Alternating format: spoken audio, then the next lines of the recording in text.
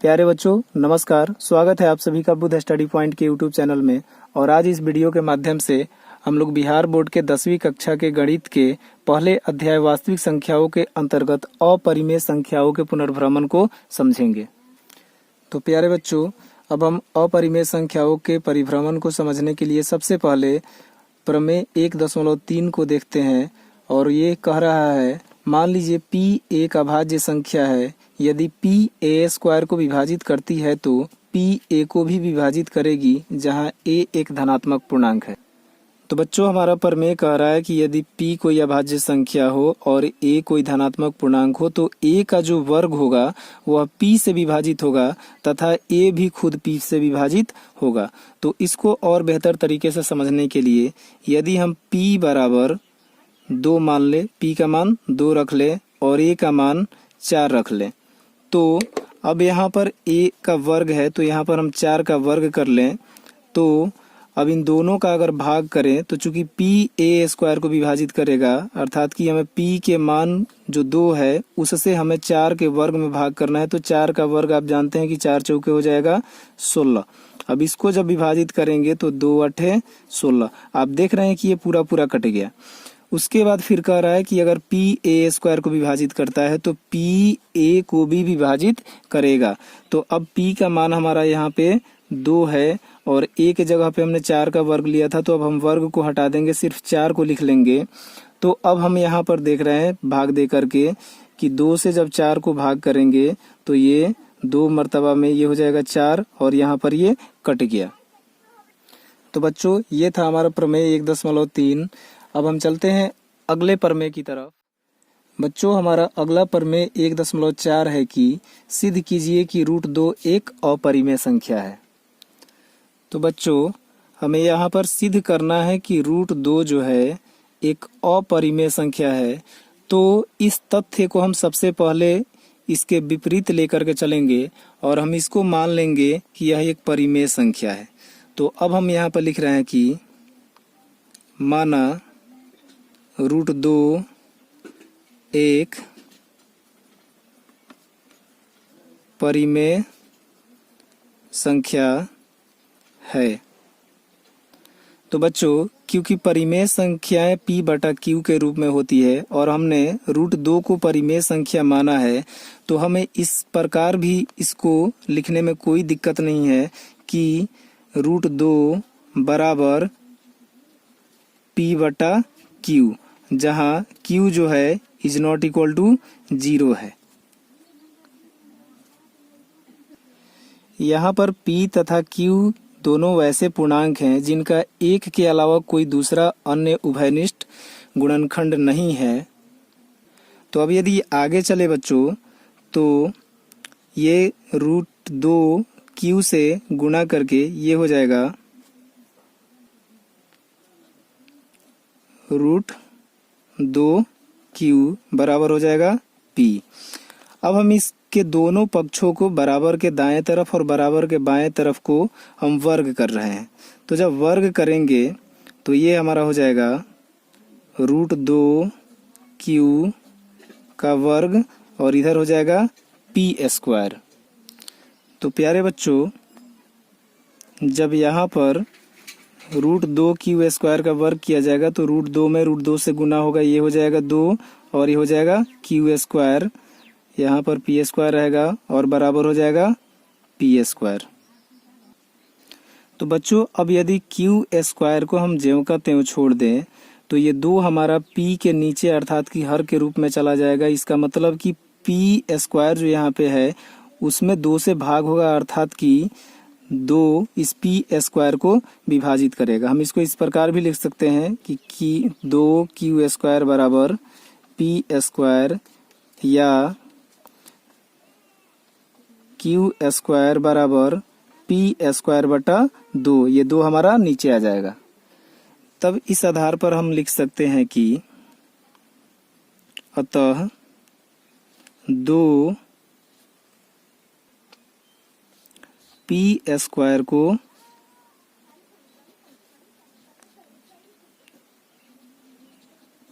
विभाजित करता है।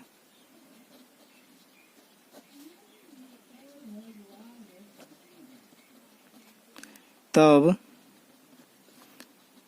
प्रमेय 1.3 के द्वारा यह 2 अगर p का वर्ग हटा दें तो p को भी विभाजित करेगा। तो बच्चों यहाँ प्रमेय 1.3 के द्वारा 2 जो है p को भी विभाजित करेगा। तो बच्चों अब इस प्रकार या इसलिए हम a बराबर 2c भी लिख सकते हैं, जहाँ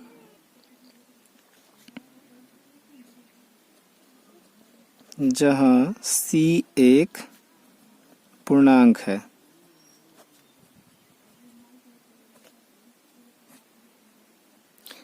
सॉरी बच्चों, यहाँ पर p बराबर 2c, जहाँ पर c एक क्या है, हमारा पूर्णांक है। बच्चों अब p के इस मान को हम यहाँ पर उठाकर यदि रख दें तो अब p बराबर 2c 2q स्क्वायर बराबर p स्क्वायर में रखने पर, तो यहाँ पे क्या हो जाएगा, 2q स्क्वायर बराबर p का मान है 2c, तो p स्क्वायर के जगह पर हो जाएगा 2c का स्क्वायर बराबर, अब यहाँ पे 2q स्क्वायर बराबर ये हो जाएगा 4c स्क्वायर। अब ये 2 से 4 दो बार में कट जाएगा, तो आगे हम लिख सकते हैं कि q स्क्वायर बराबर 2c स्क्वायर। तो अब इस आधार पर हम कह सकते हैं कि q जो है इस 2 से विभाजित होगा, अर्थात कि c स्क्वायर को हम एक तरफ रख लें तो ये 2 कहाँ चला जाएगा, नीचे चला जाएगा। इसका मतलब कि q स्क्वायर को विभाजित करेगा। तब प्रमेय 1.3 के अनुसार यह 2 q को भी विभाजित करेगा। तो हम लिख सकते हैं कि इस प्रकार 2q स्क्वायर को विभाजित करता है, तब 2q को भी विभाजित करेगा। तो बच्चों इन तथ्यों के आधार पर हम कह सकते हैं कि p तथा q में कम से कम एक उभयनिष्ठ गुणनखंड हमारा 2 है। p तथा q का एक उभयनिष्ठ गुणनखंड क्या है, 2 है, अर्थात कि इन दोनों के गुणनखंड में हमारा 2 प्राप्त होगा। अतः 2 p तथा q का क्या है, एक उभयनिष्ठ गुणनखंड है। परंतु बच्चों इससे इस तथ्य का विरोधाभास प्राप्त होता है कि a और b में एक के अतिरिक्त कोई उभयनिष्ठ गुणनखंड नहीं है। लेकिन इससे विरोधाभास उत्पन्न होता है, अर्थात कि जितना भी ऊपर हमने क्रियाकलाप किया है उन सभी क्रियाओं का विरोध उत्पन्न हो रहा है। तो उस आधार पर अब हम कह सकते हैं कि √2 जो हम शुरू में परिमेय संख्या मान के चले हैं, यह हमारा √2 एक अपरिमेय संख्या है। तो हम यहाँ लिख सकते हैं, इसलिए √2 एक अपरिमेय संख्या है।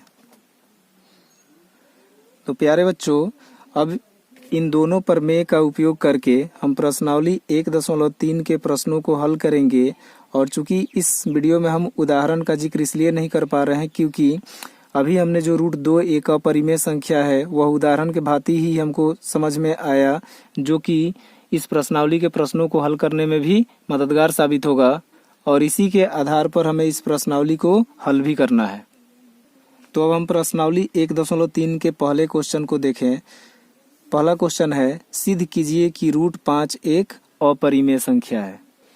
तो चलिए बच्चों, प्रमेय 1.4 के आधार पर हम सबसे पहले मान लेते हैं कि √5 क्या है, एक परिमेय संख्या है।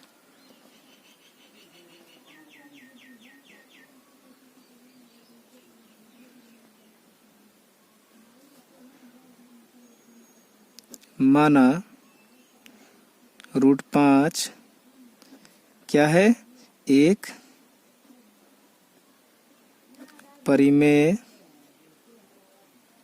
संख्या है। तब इसको हम क्या लिख सकते हैं कि तब √5 बराबर P बटा Q, जहाँ क्या है बच्चों, Q is not equal to 0 होगा,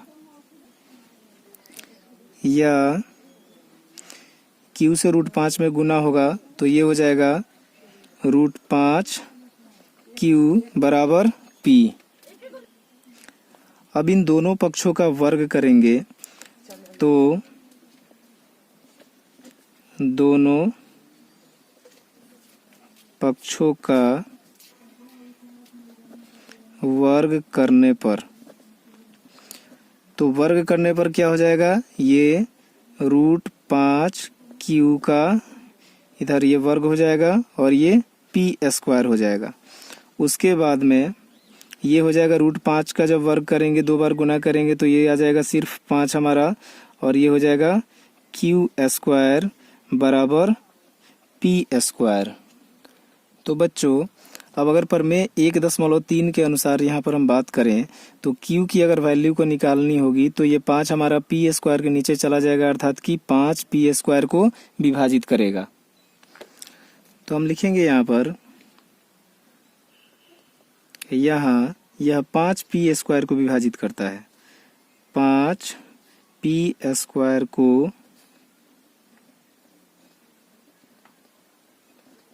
विभाजित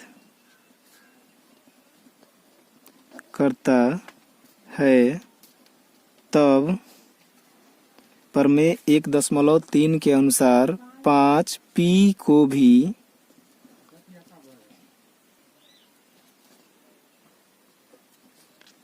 विभाजित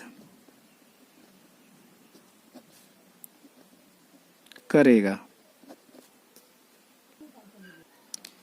इसलिए अब हम P बराबर 5C लिख सकते हैं, जहाँ C क्या है, एक पूर्णांक है, जहाँ C एक पूर्णांक है।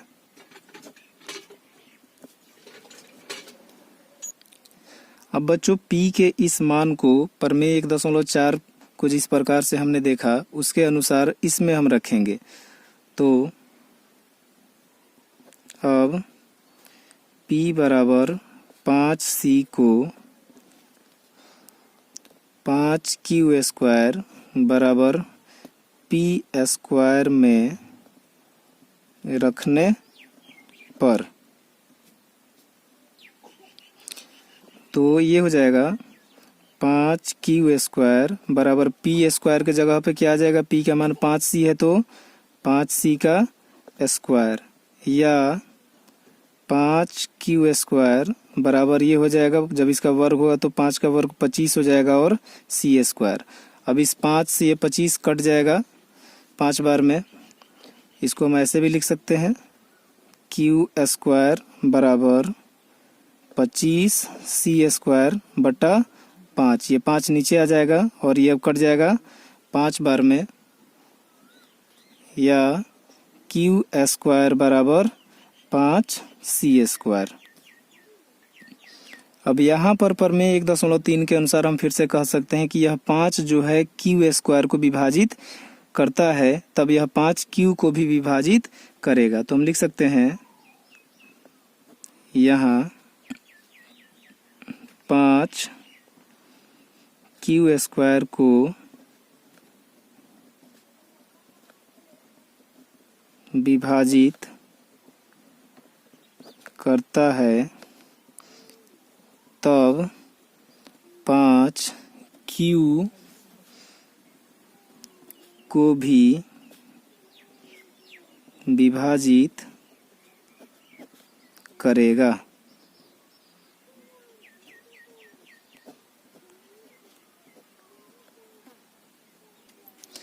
तब यह 5 जो है P तथा Q का क्या हो जाएगा, एक उभयनिष्ठ गुणनखंड हो जाएगा। अतः 5P तथा Q का एक उभयनिष्ठ गुणनखंड है। लेकिन प्यारे बच्चों, यह जो भी कथन हम अभी तक लिखे हैं वह कथन जो है प्रमेय 1.4 के अनुसार विरोध की स्थिति पैदा कर रही है, अर्थात कि लेकिन यह विरोधाभास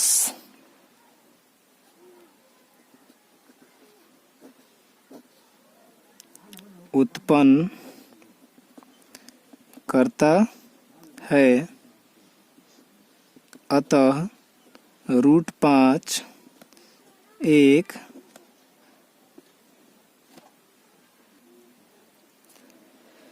अपरिमेय संख्या है।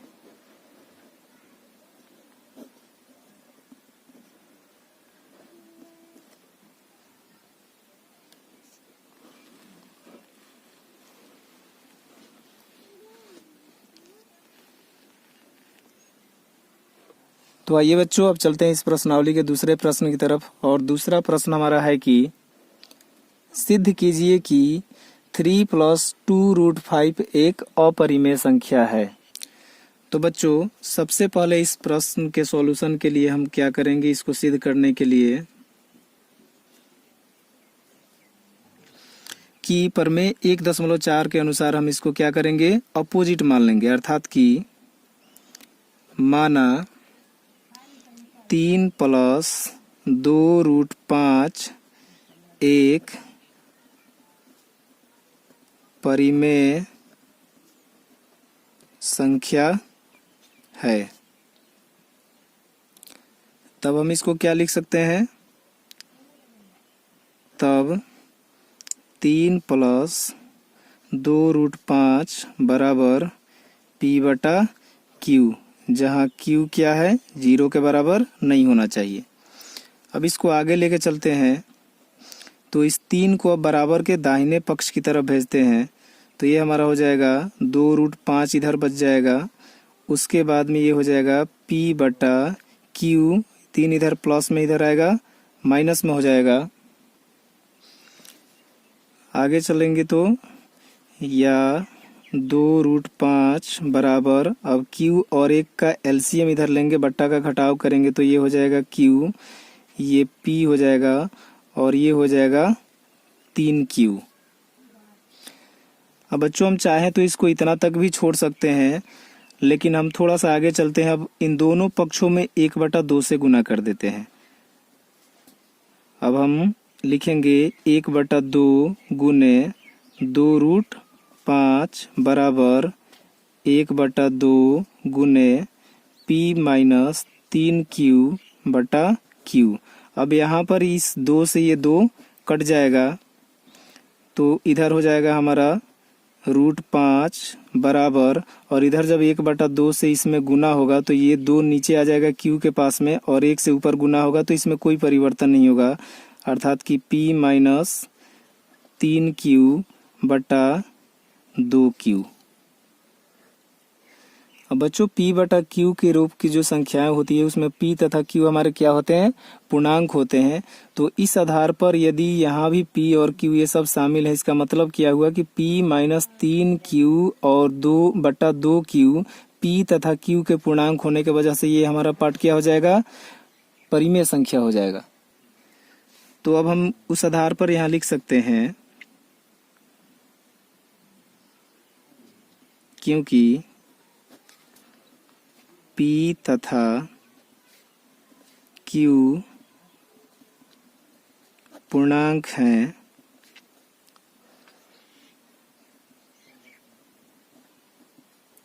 इसलिए P- 3Q/2Q एक परिमेय संख्या होगी। तो अब जब हम इसको हम परिमेय संख्या मान लिए तो इसी के बराबर √5 है, तो बीच में जब बराबर का चिन्ह है तो इसका मतलब कि जो हमारा ये है वही हमारा ये है। अर्थात कि अगर इसको हम जब परिमेय कहेंगे तो इसको भी हम क्या कहेंगे, परिमेय कहेंगे, क्योंकि यहाँ पे दोनों के बीच में बराबर लगा हुआ है। और बराबरी का मतलब हुआ कि अगर ये परिमेय है तो ये भी हमारा क्या होगा, परिमेय ही होगा। तब बच्चों, इस आधार पर हम कह सकते हैं कि इसलिए √5 भी एक परिमेय संख्या होगी। लेकिन √5 को यहाँ पर परिमेय संख्या कहना हमारा उचित भी नहीं है, अर्थात कि इन कथनों का विरोधाभास उत्पन्न हो रहा है यहाँ पे। तो लिखेंगे परंतु यह विरोधाभास उत्पन्न करता है।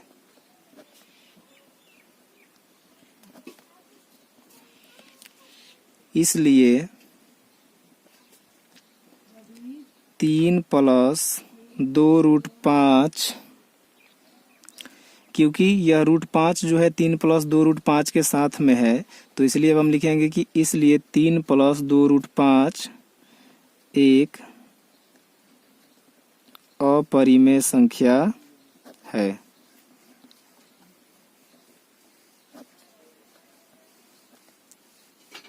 तो आइए बच्चों, अब चलते हैं तीसरे प्रश्न की तरफ। और तीसरा प्रश्न आप देख रहे हैं। तो बच्चों, तीसरा प्रश्न हमारा है कि सिद्ध कीजिए कि निम्नलिखित संख्याएं अपरिमेय हैं। और इसमें 3 अलग अलग क्वेश्चंस दिए गए हैं।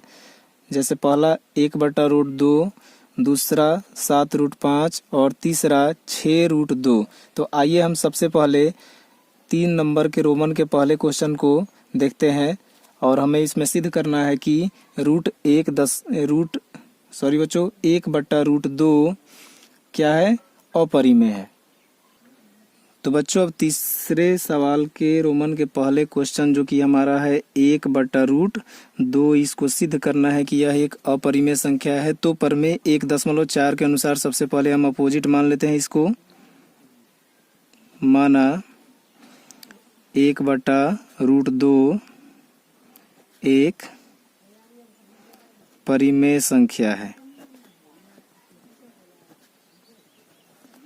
तब हम क्या लिख सकते हैं? 1/√2 बराबर P/Q, जहाँ Q ≠ 0। अब हम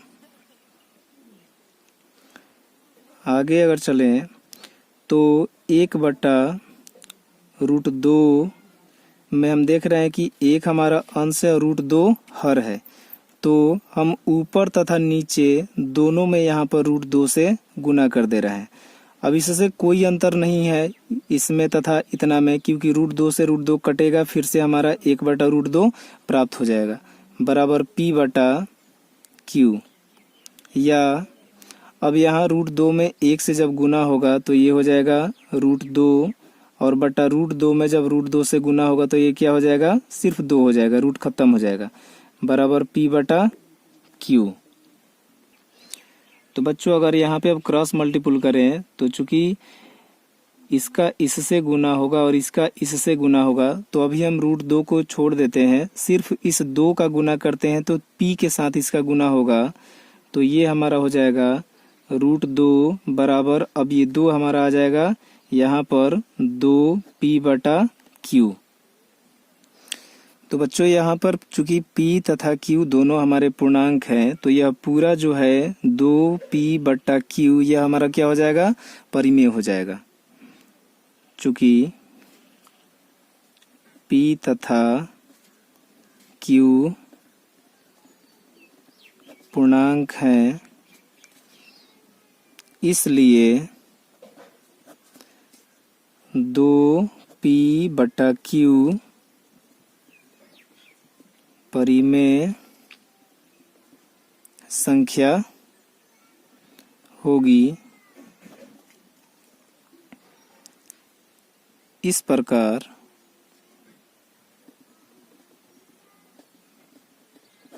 तब चूंकि अब ये दोनों बराबर है, तो ये अगर परिमेय है तो ये भी हमारा परिमेय ही होगा। तो इस प्रकार √2 भी